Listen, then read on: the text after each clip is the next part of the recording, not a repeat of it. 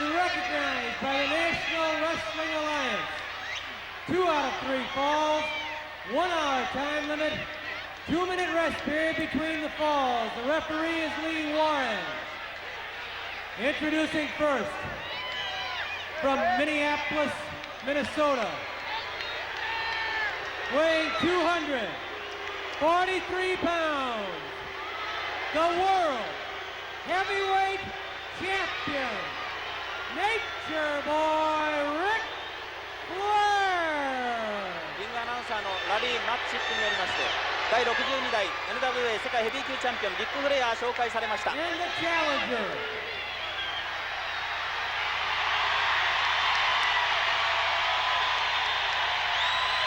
from Santa Fe, New Mexico, weighing 280 pounds, the one and the only King Kong Brody. 今度はチャレンジャー 16,765 fans at the Checker Dome in St. Louis. King Kong Brody the challenger, referee Lee Warren. The instructions before the match begins. 2 out of 3 falls, 1 hour time limit. Flair with that gaudy robe. What a sight he was coming into the ring. The gold belt. Think of the history behind that gold belt. You can trace it all the way back to 1900 to people like Frank Gotch and George Hackenschmidt, through Strangler Lewis, and to Luthez, certainly, Whipper Billy Watson, Gene Kaniski, Wild Bill Longson, Pat O'Connor, Harley Race. And now into the match, it's Brody with a flying tackle, levels Flair a few minutes into the start of the match. Brody hoists Flair into the air with one arm, body slam, driving Flair right into the center of the canvas, and Flair says, "Let me out of here, that one hurt." Referee Lee Warren keeping order as Ric Flair buying some time outside the ring.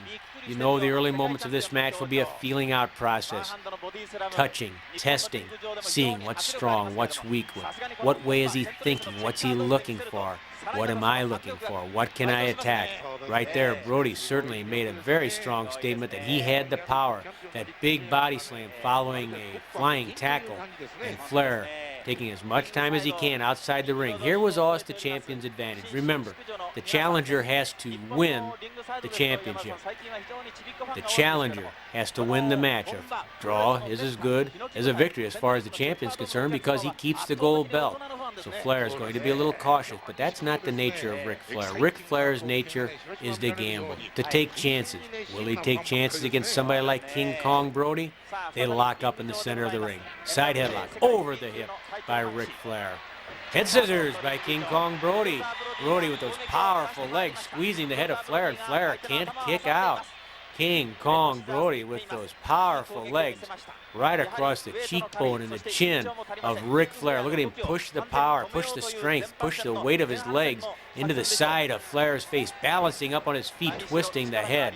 Lee Warren right in there to check if Flair wants to give up. Of course, I don't think anybody would expect that to happen there, but the referee's job still is to ask. How did King Kong Brody develop those powerful legs? Believe me, I've seen it happen many times with him in both gyms, even in hotel rooms. Thousands and thousands of squats, sometimes with weights, sometimes even without weights. He was very concerned about flexibility. He would work the squats over and over and over. You can see why Ric Flair's trapped in there, literally trapped by the head scissors. Look where the knee is, right underneath the cheekbone. King Kong Brody. He's not going to rush into it either. And while we talked about the advantage the champion has because he has to be beaten, keep in mind this, it's a 1 hour match. And King Kong Brody knew he had cardiovascular conditioning, and well, I won't say in his favor, because Flair, that was always one of his strengths too, but Brody had no doubt he could go the length of time. Flair coming out with a headlock, and Brody puts him right back in the head scissors. Excellent wrestling by King Kong Brody. Again, balancing up on one foot, put extra pressure in the neck. Anything you can do to make the man hurt somewhere, make a weakness, because he'll have to compensate. And when he compensates, that means there's an opening. King Kong Brody with the head scissors. Flair really locked down to the mat, but look, he's still always careful, trying to stay off his back, keeping the shoulder up, trying to twist around once more as he did the headstand before and came out with the headlock. But look where Brody's hands are, right behind Flair's head. Flair feels that pressure. The referee cautioning Brody, stay out of the tights. Flair balancing, trying to get the balance, but he can't get the leverage he needs simply because of the simple fact. Look where his head is. You can see it popping out on the other side of Brody's knees, but that was all because of the pressure Brody was applying to the back of the head. Flair, however, awes the ring general, rolling to the ropes. The referee not too impressed. That's not clearly entangled in the ropes. Flair decides that won't work, and he's still stuck in the head scissors of King Kong Brody. Flair, a former football player at the University of Minnesota before he went into wrestling, trained by the great Vern Gagne. Part of the class that Gagne trained, one of his teammates when Gagne was training young wrestlers, was also Ken Patera. Now Flair starting to pop that head out. The head's starting to come out. Now it's Flair who has some leverage. He's bending down on the ankles, and Brody gives up the head scissors. He's out, but Brody kicking away. There's the strength of that. There's millions and millions of squats as Flair catapulted across the ring. Brody right on top of him. The crowd screamed. They're waiting for the volcano to explode. Lee Warren trying to keep order. Brody with an arm whip across the ring into the corner. Back body drop. Flair sailing high in the air in the Checker Dome before he crashes to the mat, and then a kick to the head by King Kong Brody. Flair trying to come up, and Brody with another boot right to the side of the face of Ric Flair. A punch to the stomach by Ric Flair. That slows up Brody. Headbutt to the stomach by Ric Flair. And then very simple thing, just gouging the eye, and that takes a little of the balance, a little of the momentum away from King Kong Brody, trying to find his way around that ring. Blinded momentarily, but lashes out with a boot. Right now it's a slugfest between Flair and Brody. Flair with an elbow to the top of Brody's head, and he pitches Brody through the ropes and out of the ring to the floor of the Checker Dome. But look at Brody stomping around the ring, angrily crawling back in. Do you want to play that way? And that crowd standing, screaming. Now it's Flair who bailed out when it's Brody in the ring. Remember how that sequence started? It was Flair who threw Brody out. It ends up with Flair jumping out because Brody was on the warpath. And you can bet that Ric Flair, who lost that little test of wills right there, is going to use a full 20 count outside the ring. In different states at that time, back in 1983, there were different counts outside the ring. Illinois actually had a count of 10. In Missouri, it was 20. It varied from state to state, and that, of course, made it even harder on the top-line wrestlers because they were traveling all over the country. They had to remember slight rule changes, different things that would cause disqualifications. It was always a little bit different. It was always a test, a challenge for the people inside the ring. Knee to the stomach. Big chop to the throat by Ric Flair. Flair grabbing the hair, slams Brody head first into the top turnbuckle. Brody sagging to the mat. Flair pounds right on the forehead of Ric Flair, right on the forehead of Brody. Ric Flair again pounding on Brody's forehead. Brody brought to his feet by Flair. Arm whip.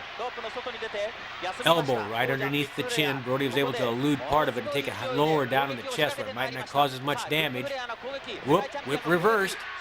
Bear hug by King Kong Brody. The bear hug by Brody again. A power move by a power wrestler, King Kong Brody. Lee Warren checking. And for those fans who've been around, well, more than a few years, you might remember Yukon Eric. Back in the early 1950s, up through the early 1960s, it was the bear hug he'd use to win his matches. He'd squeeze a concession out of his opponent or cause them simply to become unconscious because he squeezed all the wind out. What Brody is looking for here, as Flair tries to go for the eye, Lee Warren trying to get a look, but Lee right now is a little bit shorter than the two wrestlers. I don't know if he can see the face of Brody. Brody bent over.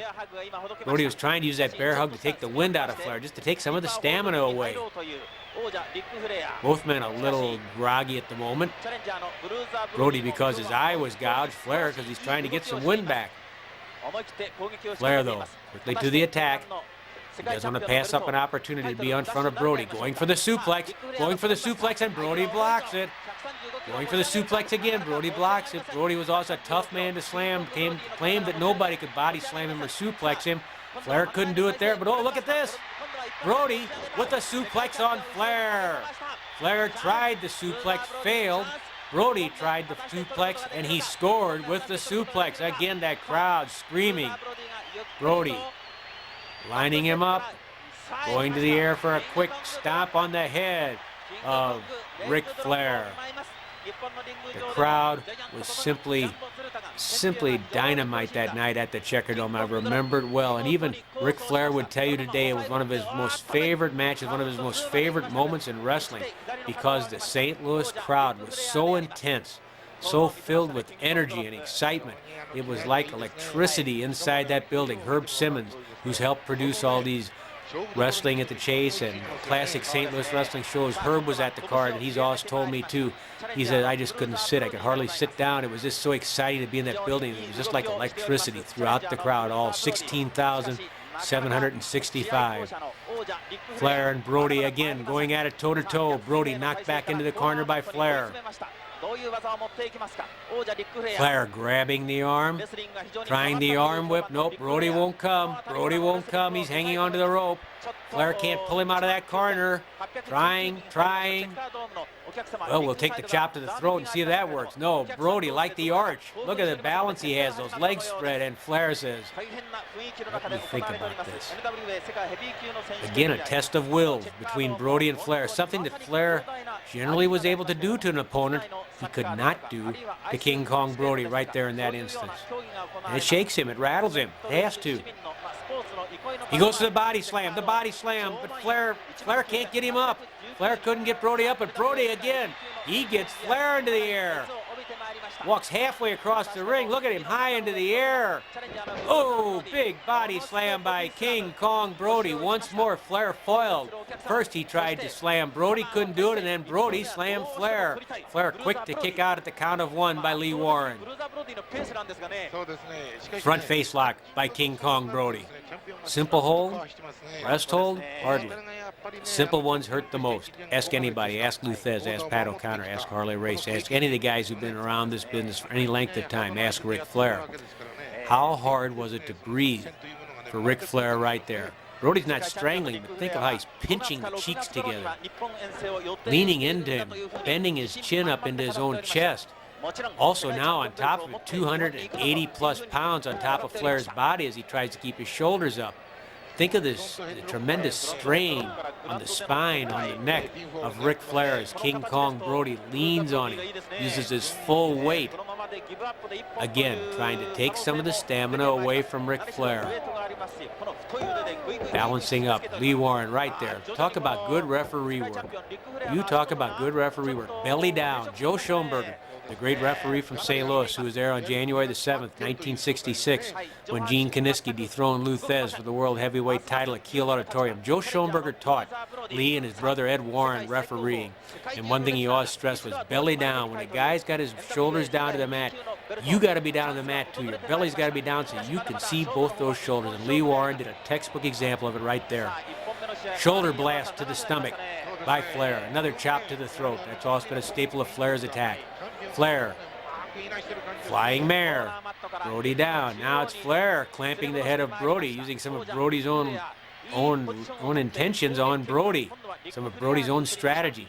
Look where the elbows are, either side of the cheekbone, pinching the mouth together, forcing Brody to try to breathe through his nose.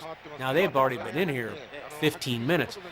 You know you're puffing and having trouble breathing right now. Think when your mouth is being squeezed together, it not only hurts, but it's hard to breathe. And that's what Ric Flair is trying to do to Brody.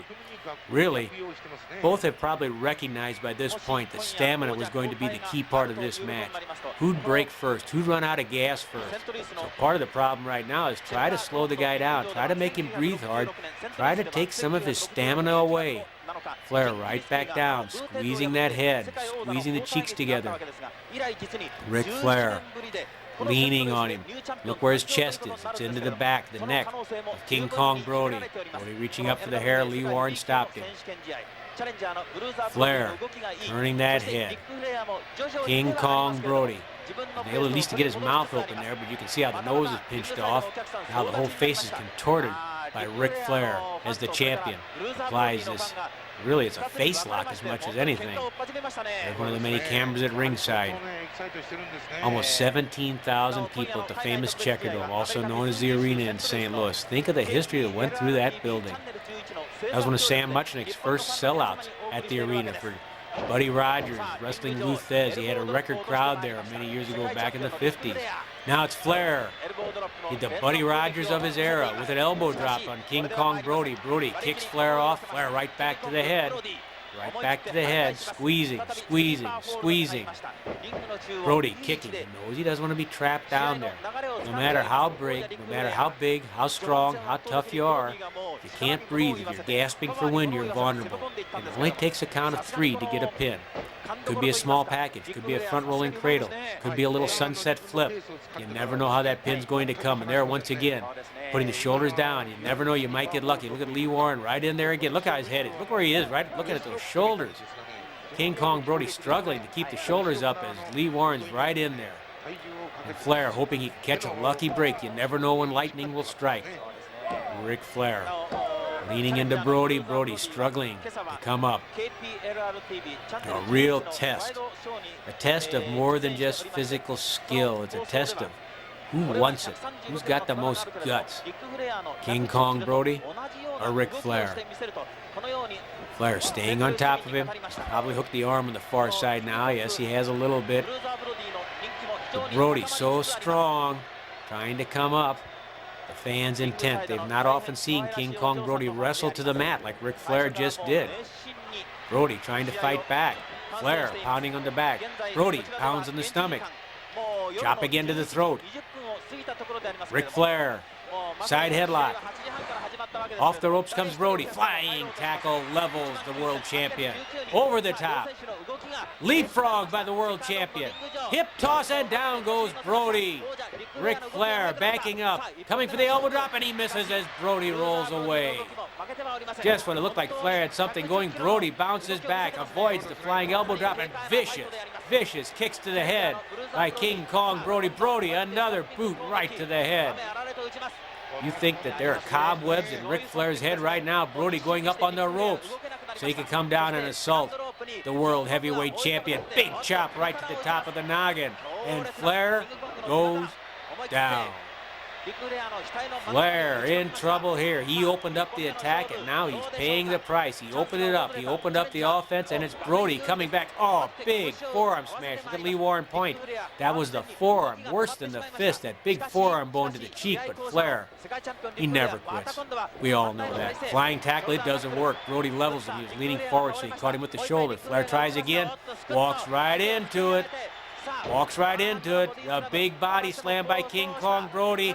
Oh, he lines him up. Flair, look out below. The giant flying knee drop. Flair crushed to the mat by King Kong Brody. The crowd standing. They sense it. Count of 1, 2, 3. There's the first fall. The first fall belonging to King Kong Brody. The crowd standing, screaming. Will they see the title change hands tonight? On February the 11th, 1983 at the Checkerdome.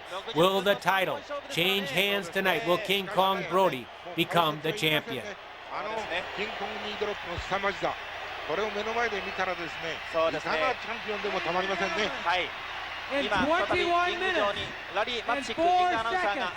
with a flying knee drop, the winner of the first fall, King Kong Brody! 1本目キングコングブロディが1本目を取ったというようなコールでございます。 King Kong Brody, realizing he's on the edge of realizing a dream. Could that moment be here, something he always wanted? Could Ric Flair be on the verge of defeat? Could the World Heavyweight Championship, when it still meant something, be ready to change hands? And Ric Flair going, wow, I'm in a lot of trouble. Down 1 fall to none. He's taken a tremendous giant flying knee drop, been foiled in many of the moves he tried to make. The funny thing was, at one point, Flair was in control when he was able to get Brody off his feet and wrestle him. Flair was in control there, but once he made the mistake of opening up the offense, it was Brody's offense that took charge. An interesting match as you look at it, too, because in some ways you're seeing different things than you would expect from these two people, and I think Looking back to it and having talked to both Brody and Flair in intervening years, I think there was so much respect both ways between Ric Flair and King Kong Brody for what each one could do well. It almost intimidated the other man where he held back just a little bit for fear of making a mistake, like that one where Brody ran into the knee lift right into the stomach. I think they were both afraid of making the big mistake. And maybe that slowed them up, made them a little bit more cautious than normal. Flair throwing Brody outside the ring, now grabbing him by the hair. Brody grabbing Flair's ankles. Flair afraid to let go because if he does, he's coming outside the ring with Brody in control of his legs. We don't want that if you're Ric Flair. Flair takes Brody into the top rope, jerks it down into his throat, almost like a judo chop. And now Brody gasping for a bit of wind. Ric Flair has to win a fall. He's down 1 fall to none. He knows now the pressure's on him. The shoe is definitely on the other foot. Flair punishing the windpipe of King Kong Brody. Again, breathing, stamina becoming so important. Flair grabbing the arm. Ooh, a punch right into the short rib. Again, attacking that side, the ribs, trying to hurt Brody where every man, no matter how strong, no matter how many muscles he has, they're vulnerable there. Brody caught in the corner by Ric Flair. Flair leaning into him, trying to stay close to him, trying to take away the size advantage that Brody has, the strength advantage. We talk about a strength advantage for King Kong Brody, sure, but let's not kid ourselves. That doesn't mean Ric Flair was weak. To the contrary, Ric Flair was a finely tuned athlete at the height of his skills right now as the world heavyweight champion. He hooks the arm. Basic arm lock now, trying to punish the shoulder a little bit. Can he weaken, even if it's only 5%? Even if it's only 5%, can he weaken one side of King Kong Brody, where Brody would favor it, and open up a spot where Flair could attack and perhaps get a pin to even this match at 1 fall apiece? Twisting the arm, turning the wrist, bending the hand back, anything to punish King Kong Brody.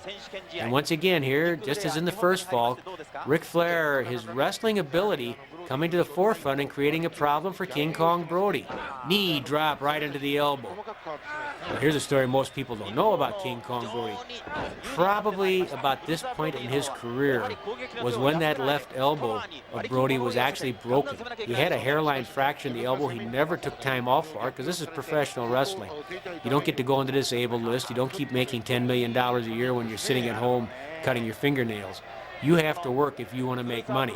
Brody's left elbow had a lot of punishment over the years, and by the time before he passed away in 1988, I would guess in early 87, he showed me how his left hand had basically developed what they call claw fingers. The feeling had come out of the ring finger and the little finger. He couldn't move it. And that was because of all the punishment of wrestling. And here was Flair working on that left arm. He knew that a lot of the bumps that Brody took, because Brody was willing to take to the air with drop kicks and the giant flying knee drop, a lot of that also meant landing on that elbow pointed down there. So that elbow had to be sore and hurting. And Brody also admitted over a period of time that's obviously what caused that elbow bone to crack. He knew had he lived, he was looking at an elbow replacement somewhere probably in the early 90s. Flair pulling back on the arm, a classic double arm lock. Looks like Johnny Valentine there, doesn't he? Pulling back on that arm. Ric Flair pulling back on the arm, trying to punish King Kong Brody. And again, the wrestling skill of Flair paying off for him. Brody never made any bones about it. He never considered himself a great scientific wrestler. He got by on power, brute strength, and simple will. He wasn't going to quit. He had as big a heart as anybody inside that ring. There's Flair rubbing the bone of his knee into the bone of Brody's elbow. Is that Flair's knee into Brody's elbow? Let's get that straight. Charlie Regal and Herb Simmons are keeping an eye on me here to make sure I do this right. Where's Mickey Garagiola when you need him? He's probably smoking a cigar. Ooh, look at the punishment on that arm. Look at Flair using the leverage to punish the arm of King Kong Brody. Brody stretched back. Look how the shoulders almost pull out of the socket. Flair leaning into 245 pounds of Ric Flair. Putting tremendous punishment into that elbow of King Kong Brody. Bending backward, looking for the ropes for a little extra leverage. Did Lee Warren catch him? Yes, he did. He caught Flair using the ropes for some extra leverage. A kick into the ribs by Ric Flair. Brody fighting back. Pushed to the corner, pushed to the ropes rather by Ric Flair. Flair staying in tight to him. The referee trying to separate them again. Flair leery of giving Brody too much room. He's got his arm tied over the top rope. Finally chased back. Oh no, it's Brody who has a hold of Flair's nose. Brody with a nose lock and then a forearm right across the forehead of Ric Flair. Flair fighting back. He doesn't want to lose the advantage he has. But Brody, knowing a lot's at stake here, he just gouges the eyes. No bones about it. This is a clawing, fighting, scratching moment in professional wrestling inside that Checker Dome ring. The World Heavyweight Championship at stake. King Kong Brody with the first and thus far only fall. Again, gouging the face, twisting the nose of Ric Flair. Brody knew he was getting into trouble and he was going to stop it. Clawing away at each other, knowing the stakes. He sat down and tried to figure out the payday. Let's talk about it a little bit. In the book Wrestling at the Chase, we talked about the payoff Sam Muchnikov's had. The main event got 8% of the gross, so this match alone was probably worth $10,000 to $12,000 to these two men. But think how much more it was worth to be the World Heavyweight Champion. Think how much more it was worth to have 10 pounds of gold around your waist. Multiply 10,000 or 12,000 100 times, and then maybe you have the answer. Brody down on top of Flair. He was biting him. Brody tossing caution away. He knew he wasn't going to be able to wrestle with Flair.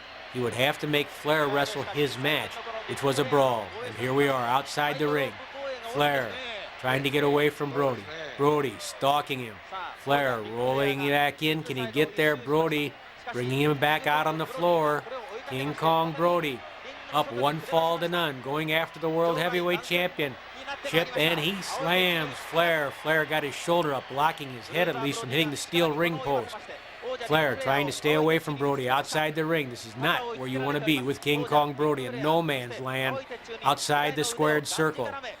Brody squeezing Flair's arms around the steel ring post, trying to punish that shoulder. He'll take advantage of any edge he can get. Flair tries to fight back, though. Brody and Flair both back inside the ring. Brody hits the ropes. Oh, a big kick to the stomach. Flair was expecting a flying tackle. Instead, he got the boot into the belly. Right into the breadbasket by King Kong Brody. And then Brody walks into a vicious elbow right underneath the chin. A knockout punch from Ric Flair. A knockout elbow from Ric Flair, and then driving the knee down across the forehead of Brody. A favorite Flair move, the knee drop to the forehead of King Kong Brody. Flair trying to follow up his advantage.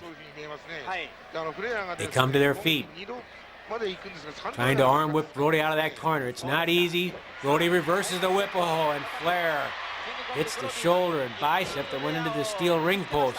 And now Brody begins chopping on the shoulder and arm of Ric Flair. Any opening you get, you have to take advantage. This is for all the marbles. This is it. There's nothing higher than this that you can fight for. So you'll scratch and claw, and you'll break the rules if you have to. Whoa, knee drop, missed. Knee drop, missed. Knee drop for Flair's head, missed. Flair going for the pile driver. Flair going for the pile driver. Can he get him up? No, look at the balance that Brody has. Brody taking the leverage away from Flair, lifting. Oh, look at that dead body weight. Oh, in the neck. Think of the strength that took. Flair wasn't jumping. He was lifted by King Kong Brody with his neck and flipped over the top when Flair tried a pile driver. To the ropes goes Flair. Drop kick by King Kong Brody, a man that size, 6'5", 285 pounds. He used to weigh 320, but he trimmed down by this point in his career, knowing that speed and stamina were so important against opponents like Ric Flair. Still, what a feat to get in the air for a drop kick like that against Ric Flair. Flair with his foot on the ropes. There'll be no pin there. It's not going to be two straight falls for King Kong Brody. Brody didn't realize that Flair's foot was on the ropes.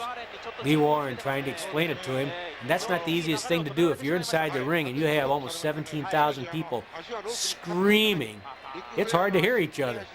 Even if the guy's right there saying his foot was on the ropes, and Brody's probably saying, what? What?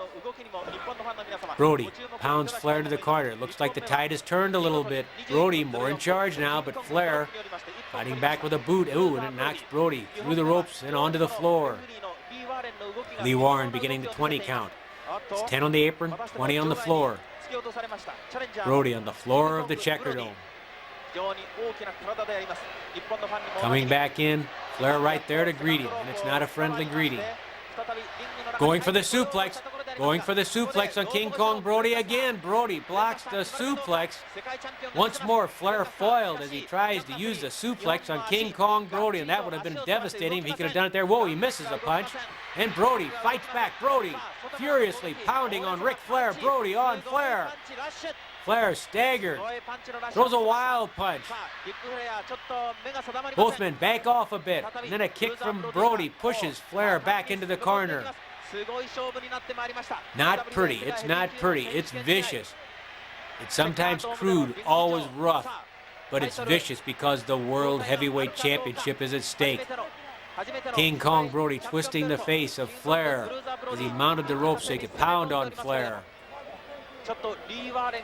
Brody stumbled down. Flair may have landed a chop to the stomach as Brody was up there on the ropes. Flair grabbing Brody's hair. Going for the suplex. Going for the suplex. Oh, he got him up. He got him up. Ric Flair finally delivered the suplex to King Kong Brody. This could be it. The falls could be even. Count of 1, 2, and oh, Brody kicks free.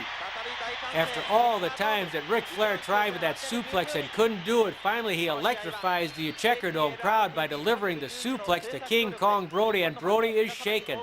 Brody is shaken. That was nearly the evening fall. He came within a quarter of a count of making it one fall apiece. Elbow drop by Flair, trying for the pin. Count of 2, count of, and Brody kicks out again. King Kong Brody hurt after Flair delivered the suplex. Flair going behind him, pulling the hair back. What does Flair have in mind? Going for the abdominal stretch. The abdominal stretch on King Kong Brody. Not an easy hold to get on somebody like Brody because of the strength, the length of his body. Once upon a time, back in the 50s and 60s, this was a killer submission hold for a gentleman by the name of Wilbur Snyder, who ought to be in the Hall of Fame of Wrestling if he isn't. Wilbur Snyder popularized the abdominal stretch. By now, a lot of people knew that flexibility was a key, and certainly Brody was one of the first big men to realize it. And that's why the abdominal stretch here is not getting a submission, because Brody worked constantly on flexibility, just as Flair did. Flair perhaps not realizing how much effort Brody put into that, and the abdominal stretch perhaps not as effective as Flair thought it would be on King Kong Brody. He thought Brody was hurting after that suplex, and he probably still is, and this puts pressure in the same place as the suplex rattled. But now the abdominal stretch, he can't get the submission. He can't get the submission from King Kong Brody. Lee Warren's right there to check it.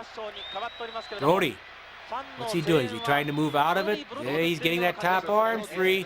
Brody moving behind Flair, and he has the opposite arm of Flair. Oh, what do we have here? It's Brody reversing the abdominal stretch under Ric Flair. Ric Flair now, he's the one trapped in the abdominal stretch by King Kong Brody.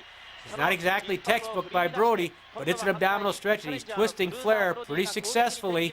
Not enough to get a submission, not quite. He can't quite get underneath him, but from Brody's standpoint, what he's done, he's escaped the suplex that nearly pinned him. He's escaped the abdominal stretch that caused him trouble.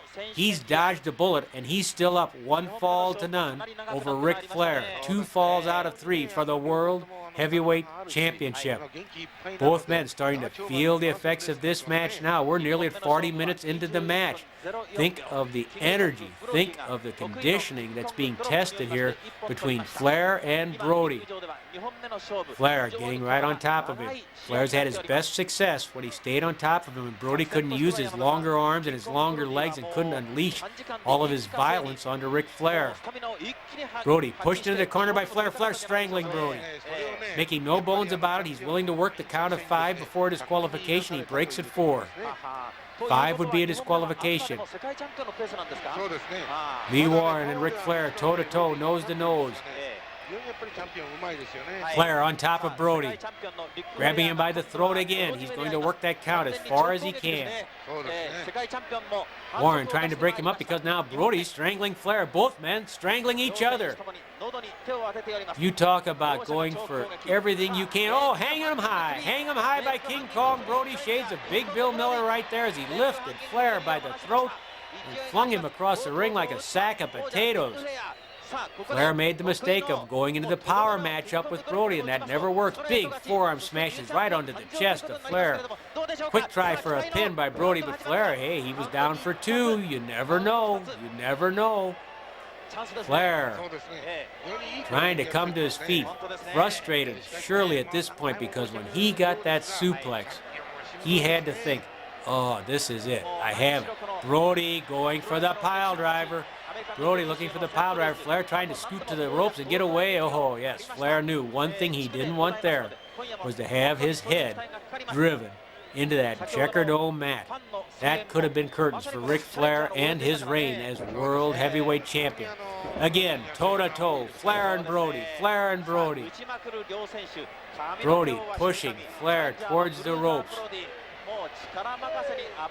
trying to use his power on him, whipping him across the ring. Oh, Flair nearly catapulted over the top rope, hung out to dry like Monday morning's wash. Ric Flair upside down, hanging in the corner, vulnerable for Brody, driving both forearms right into the ribs of Ric Flair. Oh, now it's Flair. Flair in deep trouble, down one fall to none. He can't lose this fall. And Brody's going to try to punish Flair, and Flair is going to try to hang onto those ropes and stay in that corner. The last place Ric Flair wants to be right now is in the middle of the ring, where he can't get to the ropes to break a potential count of 3. Brody bringing Flair up. You can see the match taking its toll on both men now. We're well at the 40-minute mark. Elbow smash to the head of Ric Flair. Look how good of a ring general Flair is, though, as he tried to stay by the ropes, but now Brody realized it cuts him off from the ropes, and Flair is forced to back up into the middle of the ring. Not where he wanted to be. Not where Ric Flair wanted to be, as Brody bangs on the head. Brody with another smash to the head of Ric Flair. Flair taking his lumps at the hands of King Kong Brody. Flair, oh, can he come up? And Brody's got to be thinking right now, if I could land one more big knee, that gold belt's going around my waist. Flair, groggy, throws a wild punch that misses again. He's knocked in the corner, jumps out of the ring, just simply going for the eyes of Brody. Desperation right there by the World Heavyweight Championship, trying to keep his reign alive. Brody lifting Flair, one more big body slam, throwing him far away from his body. How many body slams has Flair taken in this match? 6, 7, 8? Think they don't take a call on the big knee drop? He misses! Brody missing the knee drop. Flair having enough attention to roll away, and Brody misses the knee drop. How often did you ever see that? Brody was so good at sensing when his opponent was vulnerable for that knee drop. He was wrong there. He was wrong because Ric Flair was able to pull a rabbit out of the hat and get away from the flying knee drop of King Kong Brody. Brody, now he's the one in real trouble. How often did he miss that? And that knee has to be aching, throbbing. And it came down, and Flair goes right to the attack. Ric Flair viciously going after King Kong Brody. Brody by the ropes. He could buy some time outside the ring now. Look at him hobbling on that leg, stretching out, trying to stretch out the cramps in the hamstring of the quadriceps. That hurt Brody as much as the guy underneath it would have been crushed. Brody grabbed by the hair, pulled to the apron by Ric Flair. Oh, into the turnbuckle by Ric Flair. Again, Flair slamming the head into the turnbuckle. Two things have been proven here so far. Number one, Brody was able to withstand a good scientific wrestler and still hang in there. He hasn't lost a fall. He's up one fall to none, and Ric Flair has proven beyond any shadow of a doubt he's one tough cookie. Flair standing with Brody. Flair and Brody again. Maybe the 5th or 6th time in this match. Flair and Brody toe-to-toe, battling it out. Neither man willing to give an inch, but it's Brody taking command with big forearms and punches. Flair leaned into the ropes. An uppercut by Brody, and Flair knocked clear over the top rope and down to the floor. An uppercut by Brody. Almost that European-style uppercut that Dory Funk Jr. used to use. Brody going out after Flair. Flair trips Brody. Flair and Brody outside the ring. Flair and Brody on the floor of the Checkerdome. A chop to the throat. Flair and Brody battling once more. Neither man willing to give an inch. Flair crawling to the apron. The referee making the count on both men. It's 20 because they're on the floor. A count of 20 on both Flair and Brody. They're up on the apron. Flair and Brody. The count's still going on. Flair lands a chop. Brody lands a punch. They're trading blows back and forth. Flair pounding on Brody. Brody ducks beneath Flair, backdrops him to get away from him. Tumbles off the apron. The referee making the count. He's calling for the bell. When did he get to 20? Obviously, when Brody was still outside the ring and Flair had been catapulted inside the ring. Let's get that official announcement as Lee Warren explains to me exactly why he did what he did. In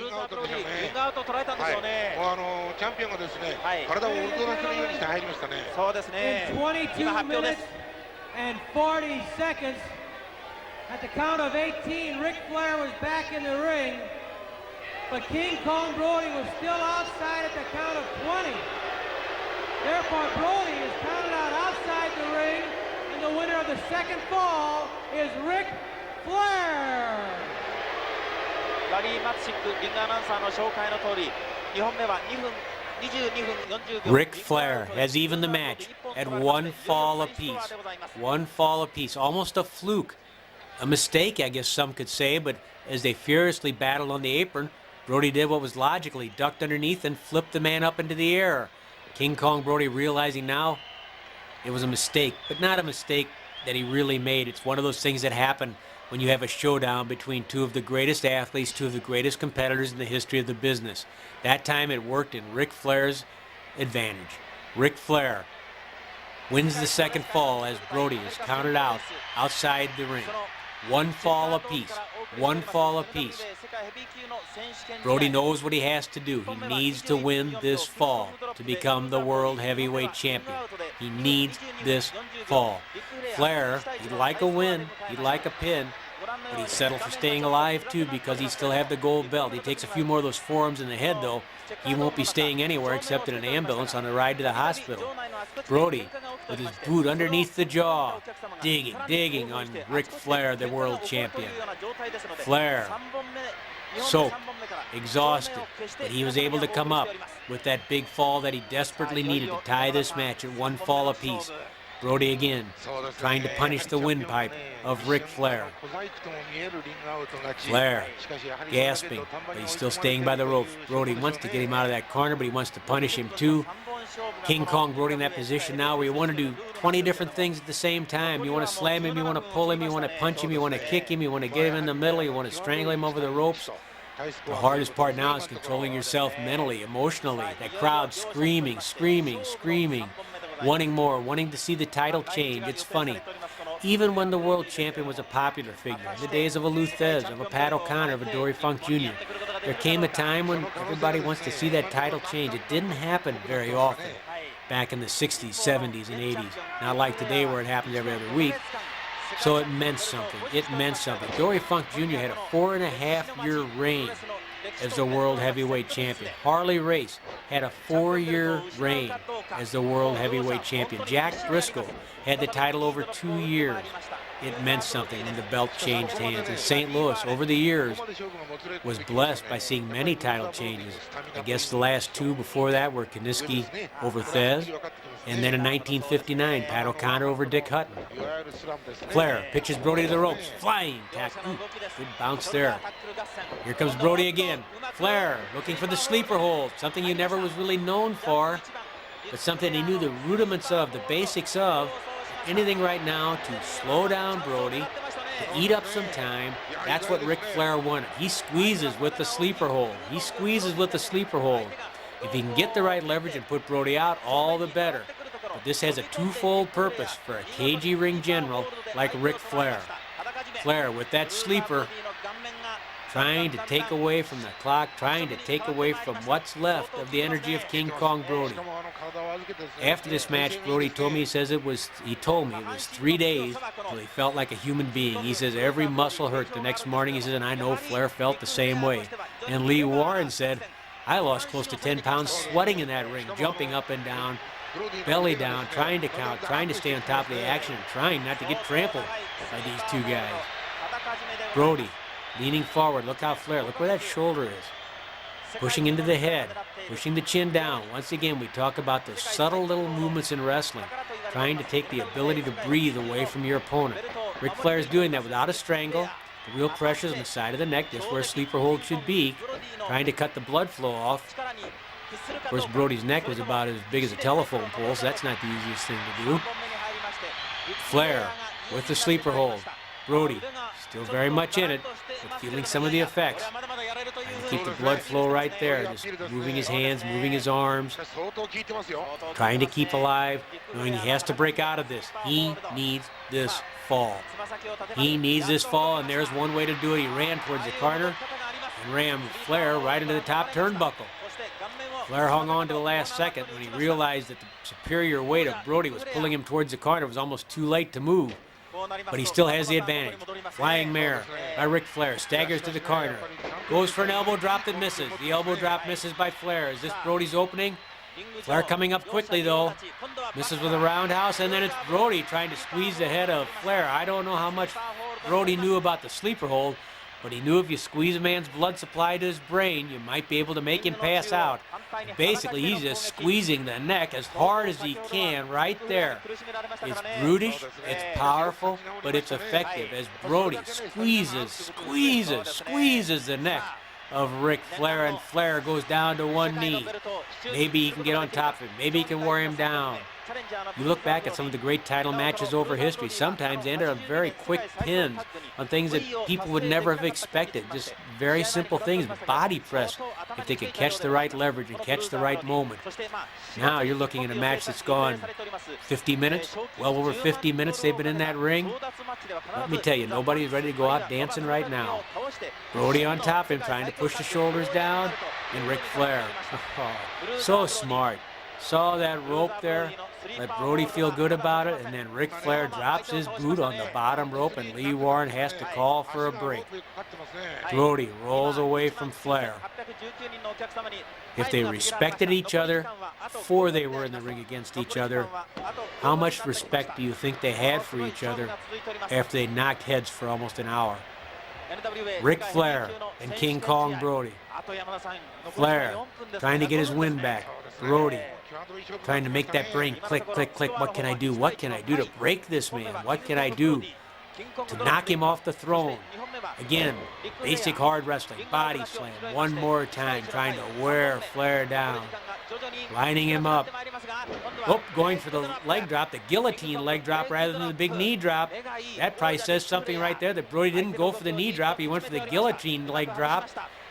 Flair goes for the figure four. Flair going for the figure four leg lock on King Kong Brody because he realized when Brody didn't go for the knee drop, that meant his knee was hurting. He's vulnerable, and Ric Flair knew it. Flair right to the figure four leg lock. When Brody didn't go for the flying knee drop, Ric Flair, so smart, he realized that King Kong Brody's knee was vulnerable, and here's Flair with the figure four leg lock. Can he get a submission out of King Kong Brody? Can he put enough pain to make Brody lean back? Maybe let his shoulders inadvertently fall on the mat for a 3 count. Flair stretching, straining, trying to do everything he can to the ligaments, the meniscus, and King Kong Brody's knee, but now Brody trying to roll Flair over. Brody trying to reverse it. King Kong Brody reversing the figure four leg lock. Can he take it over? Yes. And puts the pressure on Ric Flair. The pressure on Flair as Brody puts all that pressure into the leg of Ric Flair before Flair pops out of the hold, and now both men a little gimpy after the figure four leg lock. Reversed and in its original position has taken a toll on both Flair and Brody. Flair coming up on top of Brody and begins pounding on the head of King Kong Brody. Brody says, I can play that game better than any man alive. King Kong Brody on his feet, raining forearms down on the head of Flair, going for the pile driver. He couldn't get it before. Can he get the pile driver on Ric Flair this time? Yes, he's got him in the air. Look out below as Brody with the pile driver. Oh, ramming the neck and head of Flair into the mat, making sure he had all the leverage in the world as he tried to knock Flair's head right down into his shoulders. This could be it. The count of 1, count of 2, and no. Flair with his boot across the bottom rope. Brody sees it. He knows it. It was a good call. Here he finally got that pile driver, which he tried once earlier in the match, and Flair was able to scoot to the ropes. Elbow drop. Not something you often saw from Brody, but it's desperation time now. Desperation time now, and Brody taking any chance he can. Throwing that elbow and missing.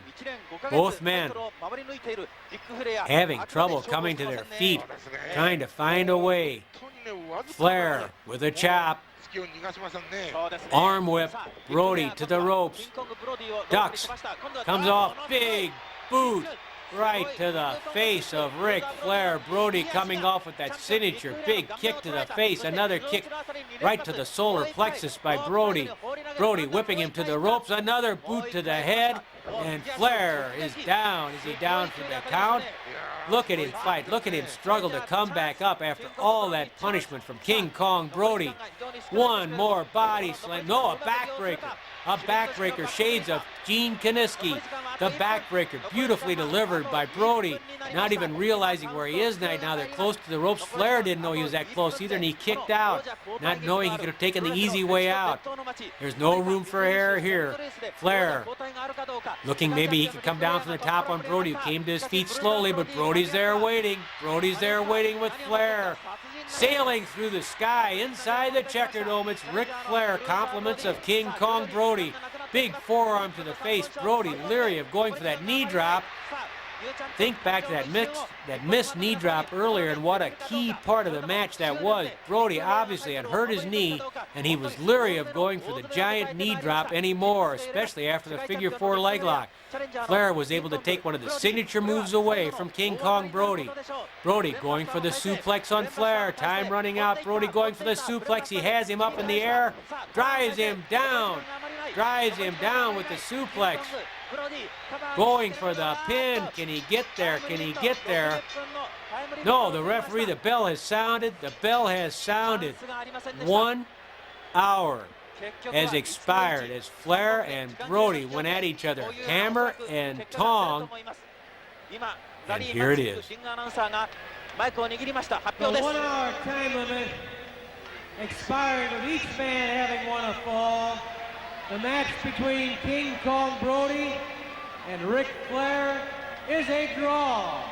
And Ric Flair retains the World Heavyweight title.